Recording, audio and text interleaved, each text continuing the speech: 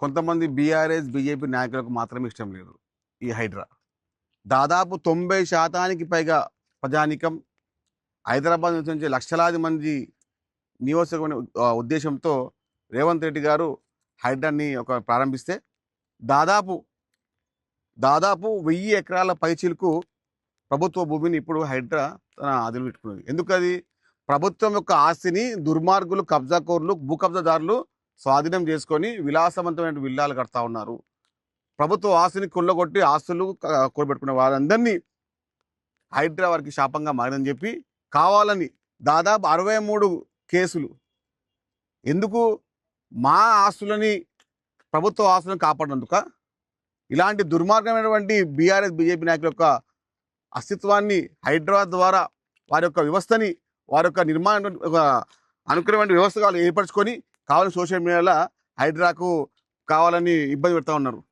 ఒకటే మాట చెప్తున్నాం, ప్రజల ఆస్తిని, పార్కులను, చెరువులను, కుంటలను కాపాడుతున్న హైడ్రాకు పూర్తి మద్దతు ప్రజానికం ఉంది.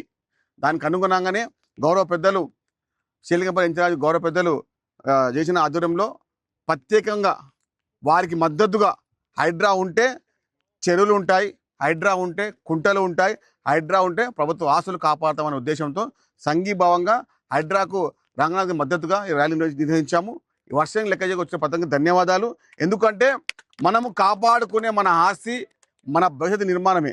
ఆ నిర్మాణానికి బాటలు వేస్తుంది హైడ్రా.